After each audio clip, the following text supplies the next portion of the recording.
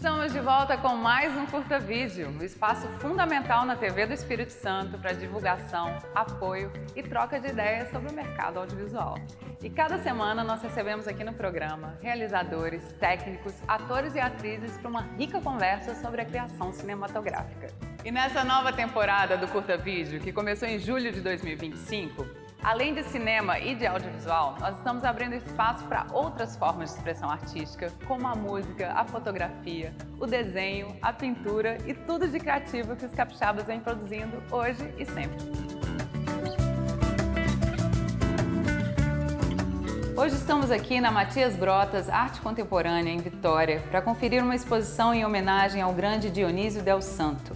Nascido em Colatina em 1925, Dionísio Del Santo foi pintor, desenhista e gravador, reconhecido nacionalmente por sua contribuição singular à arte brasileira. Com a curadoria de Felipe Scovino, a exposição Dionísio Del Santo, o construtivo Ontem e Hoje, traz obras não só deste grande mestre capixaba, mas também de outras referências da arte moderna brasileira, como Hélio Oiticica, Lígia Pape, Luiz Sassilotto, Paulo Viváqua, José Bechara, Sandro Novaes e Rosana Pasti. Com um recorte que atravessa gerações, a exposição reúne trabalhos que evidenciam o rigor, a engenhosidade e a sensibilidade poética de Dionísio Del Santo, criando pontes com artistas contemporâneos. As obras criam aproximações entre o gesto e a estrutura, o ritmo e o silêncio, a cor e o vazio, dimensões que sempre marcaram a poética visual de Del Santo. Além de muita arte, olha só o que vamos ter hoje aqui no programa. Nossa entrevista é com o roteirista, diretor, produtor e professor de cinema Gustavo Moraes. Com uma vasta carreira no audiovisual, com trabalhos no Brasil e no exterior, Gustavo conversa com a gente sobre seus trabalhos, sua poética e sobre os elementos que compõem o seu fazer cinematográfico. No ar, o Curta Vídeo.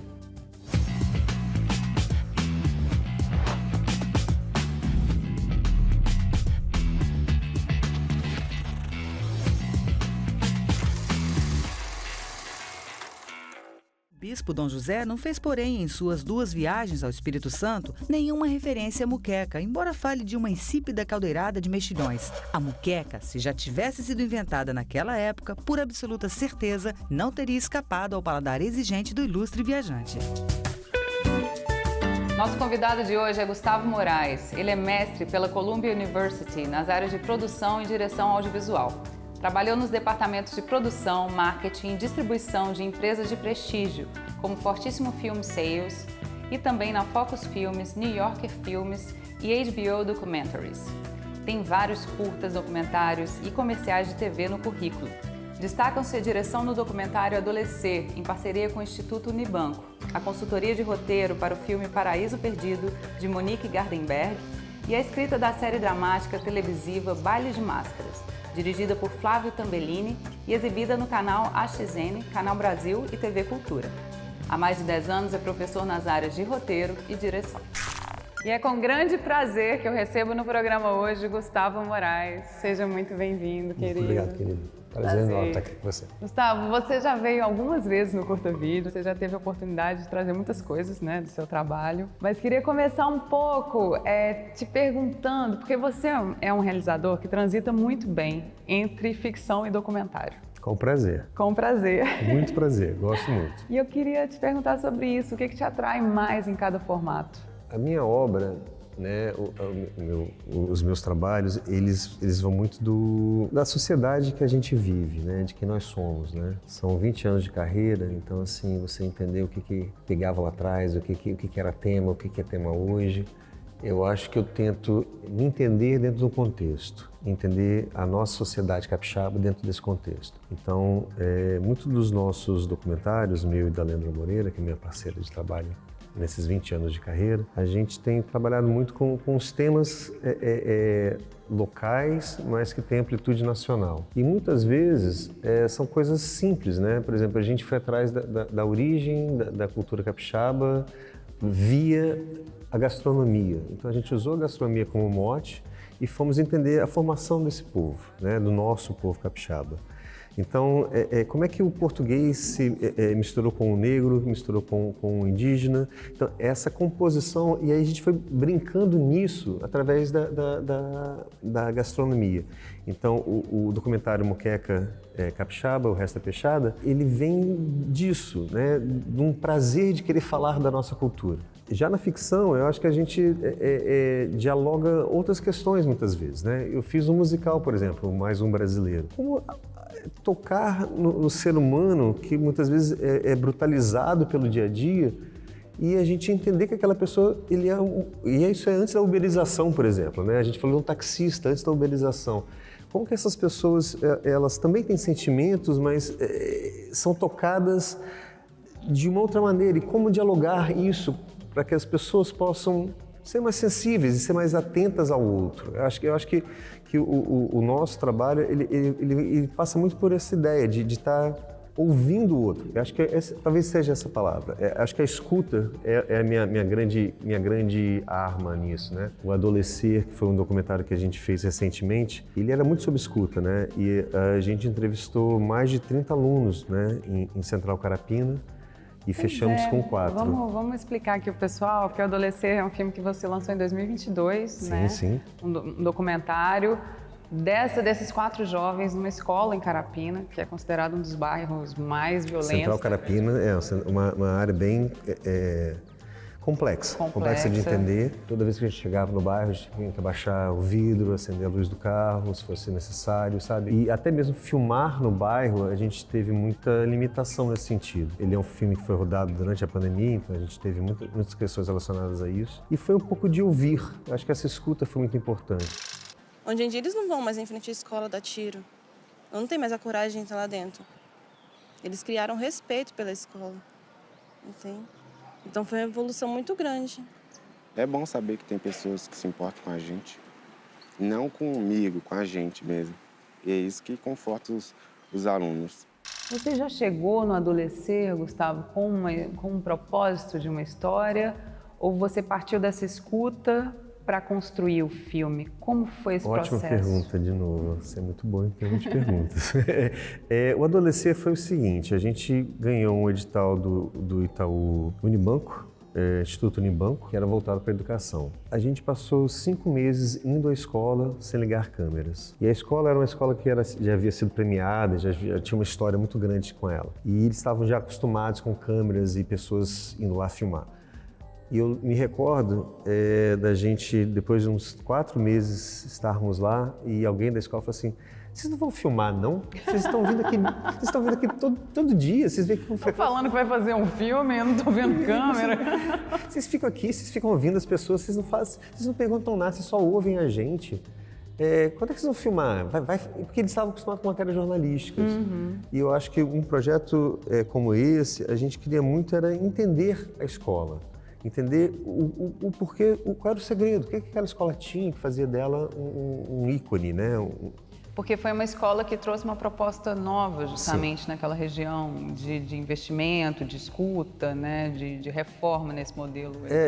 De fazer com que os alunos participassem de uma maneira mais ativa na consolidação do educar, uhum, né?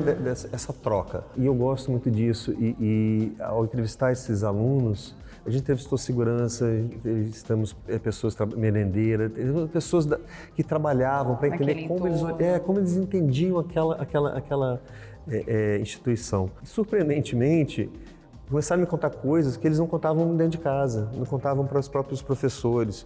E eu comecei a sentir uma responsabilidade muito grande com o filme. Falei, nossa, eles estão me contando coisas que eu não... Como lidar com isso como ser humano? Sim. E aí você entende o poder. E se isso está acontecendo aqui, isso também está acontecendo em outros lugares do Brasil. Isso não é tão específico só da gente. Sim. Então, acho que essa escuta, ela vem muito disso, de tentar se abrir e saber também o que puxar. Então, quando eu fui de fato gravar, eu falei, lembra quando você conversou comigo sobre tal coisa? E aí o aluno falava assim, pois é, eu não quero falar sobre isso agora. Tudo bem. E tá tudo bem. Ao mesmo tempo, nossa, alunos engravidaram no processo, sabe, assim, foi uma experiência muito gostosa de aprendizado e de troca. Uau. Mas foi muito disso, de ouvir os alunos, deixar o tempo ter seu efeito ao longo do processo. Eu, principalmente, porque eu era assim, baixinha, gordinha, do cabelão. Então, quando não me chamava de piolenta, me chamava de obesa, de gorda. Isso era um ponto que me incomodava bastante. E eu sabia que eu não tinha muito o que fazer, até porque eu era criança, eu estava em fase de crescimento. Gustavo, você trabalha em muitos formatos. Cinema, TV aberta, streaming, né, canais pagos. O que muda na hora de contar uma história em cada canal desse? Claro que em termos amplos, né? Mas o que você pode pontuar, assim? No fundo não muda muito, mas eu acho que a atenção que você tem que ter com o público, ela acaba determinando um pouco como você formata determinadas coisas. Eu acho que um documentário para o cinema, a pessoa está ali na sala de cinema com você, então ela já fez a escolha antes de entrar na sala. Numa TV aberta, ela pode trocar a qualquer momento. No streaming é a mesma coisa. Então eu acho que esse filme Faz Verdade, ele acaba nos ensinando um pouco sobre isso. Que é um filme que você fez. Vamos só pontuar aqui, é um filme que você fez com a parceria da Globo Filmes. Primeiro telefilme regional do Espírito Santo. Por conversa mesmo com a Globo Filmes, a gente priorizou muito o close-up, que é uma coisa que no meu cinema tradicional, né, você não usaria? Eu não usaria sempre, mas eu acho que ele se fez importante e necessário. E, de novo, é esse diálogo, né, entre o que você quer como produto, né, onde você quer alcançar as pessoas, onde você quer a atenção delas. E hoje, né, é a mesma coisa com realidade virtual, game. Eu acho que a atenção virou um elemento muito disputado. Então, até que mesmo, né, as pessoas podem trocar de canal a qualquer momento. Então, assim, por que não trocar? Porque algo segura. E o que segura? Esse interesse é sempre o que nos mantém despertos e atentos. Então, acho que varia um pouquinho, mas é pouca coisa. Eu acho que a essência o contar a história é sempre o mais importante, e contar bem. Me dá uma chance? Não compensa, esquece. Vamos fazer um trato? Você deixa eu escrever. E se eu não conseguir esconder um pouco os fatos, você coloca um poema no lugar. Vai ser fácil. Deixa eu tentar. E você trabalha também bastante na consultoria de roteiros. Deixa eu te perguntar como que isso aconteceu primeiro, como que você começou nesse trabalho, como é que foi esse início? Eu sou professor também, e eu acho que como professor, o escutar... De novo, a escuta para mim ela está sempre presente e ela é importante. Eu acho que vem disso, de você saber escutar o outro e não querer fazer que o outro faça o seu filme. O filme é da outra pessoa. Eu acho que isso tem sido uma das minhas chaves como consultor, é escutar onde a pessoa está querendo ir e auxiliá-la nesse processo. E eu estou falando nisso com alunos ou falando com pessoas tarimbadas, pessoas com muito mais tempo de carreira e de vida do que eu, né? Como foi o Antônio Pitanga no caso do Malês. Foi um filme que eu trabalhei na consultoria de roteiro. E trabalhar com Pitanga, por exemplo, foi um grande aprendizado para mim. Não só é um ser humano fantástico, mas é você ouvir e falar, mas Pitanga, por que isso aqui está acontecendo dessa maneira? E aí ele explicava a razão daquela cena, eu dizia, tá, tudo bem, agora eu te entendo, mas como você está contando, não está tão claro no roteiro. Vamos melhorar isso? Então era esse detalhezinho de...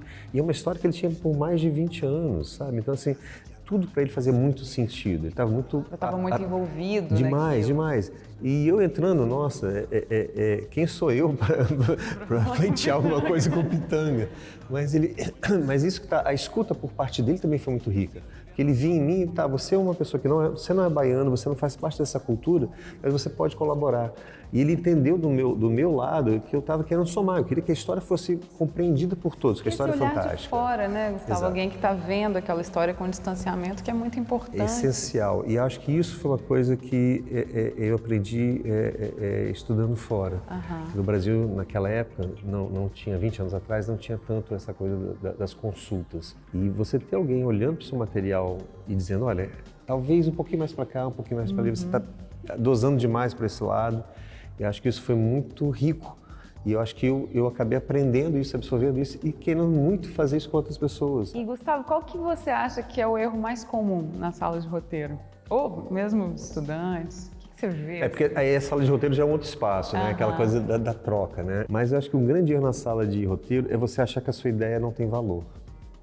Eu acho que a sala de roteiro é o lugar da ebulição criativa. Eu acho que você tem que sim soltar a sua ideia, não se censurar. Deixa que o grupo, se você tiver um grupo que acolhe, isso é também importante, você saber formar uma sala é muito importante, é você saber que a sua ideia ela pode colaborar, ela pode ser transformada. Esse medo de achar que a tua ideia não tem valor, talvez seja a pior coisa numa sala de roteiro.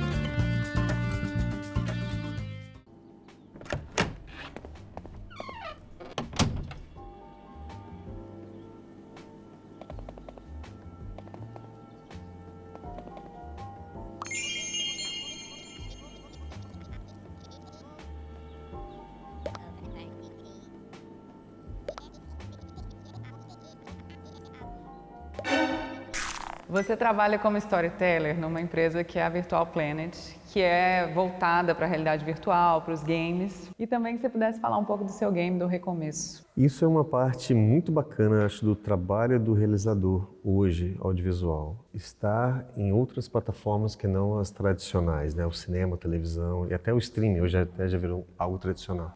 E hoje está criando games, está escrevendo, roteirizando um game, como é o Recomeço. E está trabalhando com realidades virtuais, me dá um propósito diferente na vida. Quando eu vejo... E a Virtual Planet, ela trabalha muito nesse sentido, ela trabalha com mudanças climáticas, então é como impactar o ser humano através de uma experiência que ela não precisa... Eu não preciso que o mundo se derreta para eu entender que a coisa está ruim. Mas se eu botar um óculos de uma experiência de realidade virtual e viver alguma coisa, viver aquela situação, eu posso ser tocado emocionalmente. E escrever para esse universo é muito bacana, Bárbara, porque não é só a tela plana, você tem que escrever, são os 4 campos, 6 campos. Os 2 da frente, né, o lado de cá, o lado de cá, o lado de atrás, acima e abaixo. Então, quando você escreve, você tem que pensar nisso tudo. E trabalhar com mudanças climáticas, que é a pegada principal da Virtual Planet, para mim foi nossa, podia ser melhor, porque eu me sinto contribuindo. Claro. De novo, eu acho que o audiovisual, ele tem essa função social. Não é só, o Gustavo quer contar tal história. Não, é perceber o mundo e dizer, poxa, como é que eu posso colaborar? Como é que a gente pode fazer alguma coisa que, de fato, auxilie para que as pessoas entendam que o que está acontecendo não é só na minha casa, está acontecendo no mundo todo. O Recomeço foi um pouquinho isso. O Recomeço foi uma proposta nossa de estar trabalhando o desastre de Mariana, né, que afetou o Espírito Santo e o Rio Doce, de uma maneira que os jovens pudessem entender a importância da água. Você pegar a cidade de Regência, e a gente esteve lá fazendo pesquisa, porque também o game não é só, criei um game. Da minha cabeça. Não, a gente tem aí eu acho que o lado documentarista entra muito nisso. Você ir entender as pessoas, ouvir as pessoas. A gente passou um tempo em Regência escutando as pessoas. A gente foi vendo que o jogo de experiência em si é 1h30 de jogo. Você vê, se você souber fazer tudo direitinho, 1h30 de jogo. A história de um personagem que ele estuda na UFES, ele estuda biologia na UFES e ele é chamado à sua terra natal para resolver uma questão. Só que o que fez com que ele saísse da terra natal dele foram questões muito pessoais, de embates familiares. Então ele volta, então esses conflitos acabam Todos voltando. reaparecem. E ele tem que resolver o problema quando tem outras questões. Então, assim, o entendimento de roteiro aplicado no jogo. Foi muito gostoso, muito Legal. gostoso mesmo.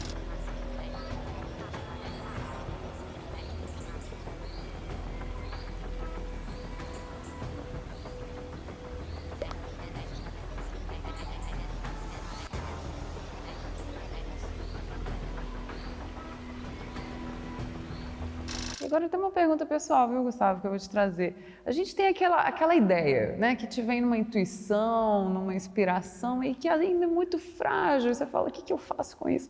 Como cuidar dessa pequena plantinha, né, até ela virar realmente um... Eu anoto. Você anota. Eu anoto. E quando eu acordo, eu anoto. Se eu estou na rua conversando com alguém, uma ideia vem, eu anoto. E muitas vezes eu volto a essas ideias e, aquela ideia agora ela pode servir.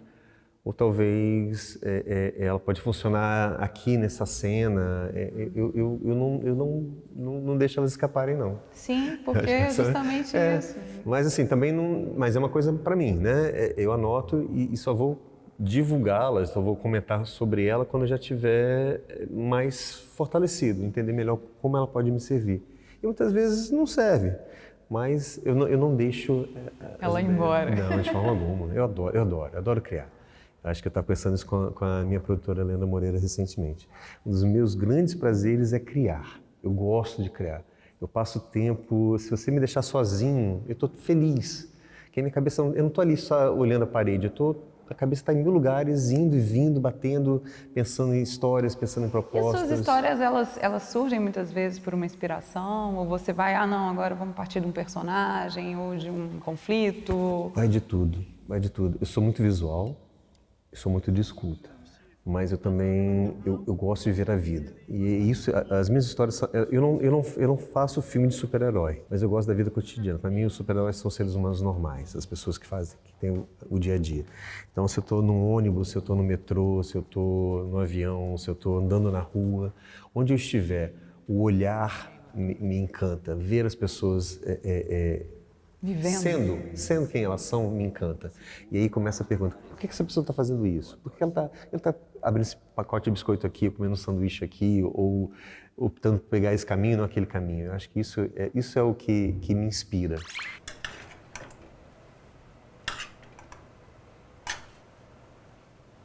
Vamos, que você está atrasada. Pai, você já está paga, não pode quebrar. Você está vendendo isso? Eu preciso dar a comprar o vestido. Há quanto tempo você tem feito cordão para vender? Não tem muito tempo, não. E falar dessas histórias que ainda, né, tem muita história, muita coisa pela frente, considerando tudo que você já fez, né, Gustavo, muita coisa também. Quais são outras histórias novas, narrativas que você fica com vontade? Eu acho que essa é a grande pergunta. Eu não sei. E ao não saber é o que me faz correr atrás. Eu acho que ainda tem muita história para ser contada, muito estado para ser coberto, muito Brasil para ser entendido e muito ser humano. Eu acho que a gente muda como ser humano. Quando eu comecei lá atrás, eram outros olhares. Claro. E hoje eu acho que a gente persiste. Hoje a comunicação está diferenciada, seja via WhatsApp, seja vídeo, seja print. Eu acho que a gente está num momento de expansão.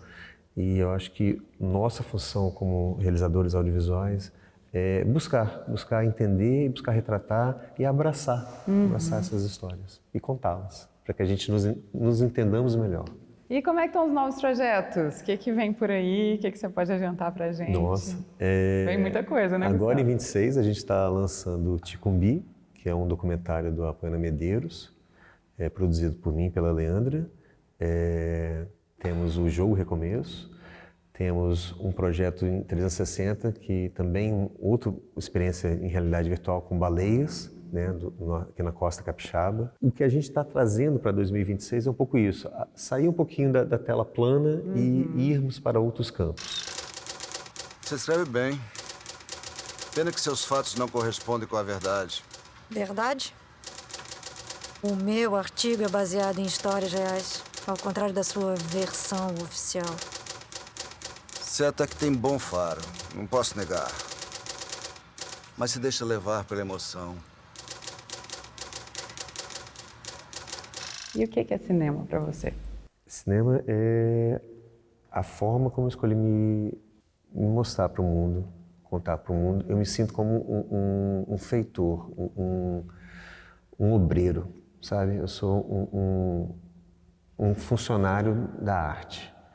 Eu acho que para a gente que ama o que faz, eu acho que a arte, quando você acredita e abraça, ela é verdadeira, ela te ocupa de uma maneira muito gostosa. Eu não preciso de muita coisa, mas eu me sinto um grãozinho ali tentando somar para que aquilo seja algo melhor, para que a gente se entenda como ser humano. Eu acho que o cinema tem essa função, nos permitir nos entendermos melhor. Bom, que lindo, muito bom conversar contigo, Obrigado, Gustavo. obrigado Volta demais. sempre. Obrigado pelo carinho, tá?